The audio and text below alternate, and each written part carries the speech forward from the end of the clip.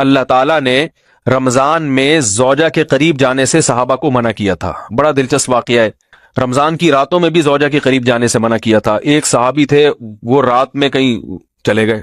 اب بڑے پریشان ہوئے، رسول اللہ صلی اللہ علیہ وسلم کے پاس آئے، عرض کیا یا رسول اللہ مجھ سے غلطی ہوئی، رمضان کی رات میں نے اپنی زوجہ کے قریب چلا. آپ نے فرمایا کیوں؟ وہ بڑا دلچسپ واقعہ ہے، بس بظاہر تھوڑا حیا کے خلاف بھی ہے لیکن اتنا بھی نہیں ہے.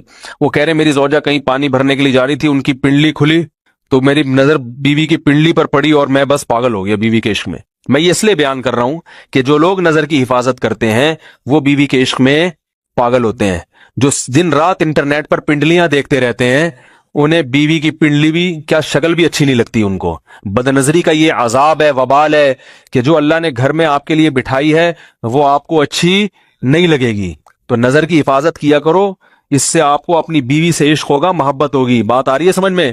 تو اب دیکھو کیسا روزے کی حالت ہے. رمضان میں پابندی ہے، اسلام میں حکم تھا جو رمضان میں بیوی سے ہمبستری کرے گا 60 روزے لگاتار رکھنے پڑیں گے. کتنا بڑا جرم، لیکن صحابی سے برداشت نہیں ہوا. صرف زوجہ کے پاؤں پہ نظر پڑی ہے تو وہ کیسے بیوی سے محبت کرتے ہوں گے اور وہ بیوی کے بغیر رہ سکتے ہوں گے. اور آج لوگوں کے فون آتے ہیں، ہماری بیگم جس میگے جاتی ہے اتنی خوشی ہے، ایسا اچھا سا فیل ہوتا ہے، ایسا عجیب سا محسوس ہو رہا ہوتا ہے جیسے آزاد ہو گئے.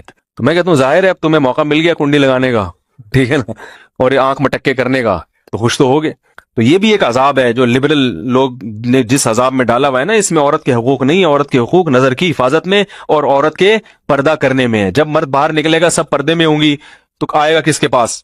بیگم کے پاس ہی آئے گا. تو اتنے منہ کالا کرنے کے راستے کھول دیے ہیں تو ظاہر ہے پھر کامیاب ازدواجی زندگی نہیں ہوتی. تو نبی کے پاس آئے، عرض کیا یا رسول اللہ میں برداشت نہیں کر پایا. تو آپ مسکرا دیے.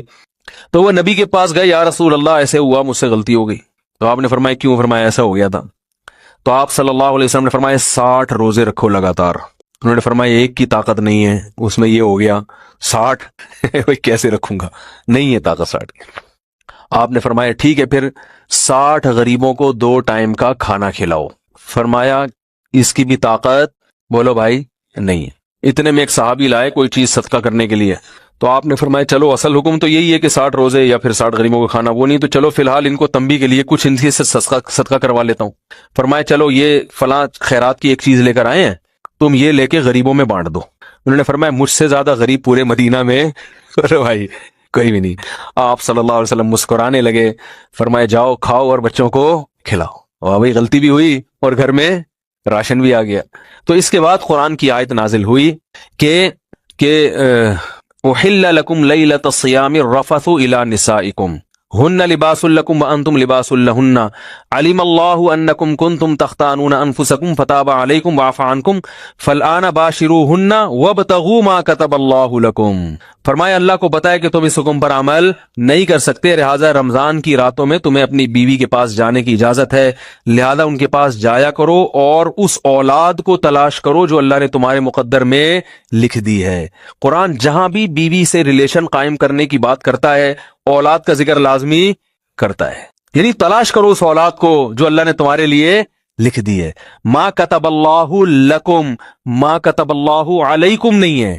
علا کا مطلب تمہارے خلاف، لکم کا مطلب تمہارے فائدے کے لیے. لام عربی میں نفع کے لیے آتا ہے، علا عربی میں ضرر اور نقصان کے لیے آتا ہے.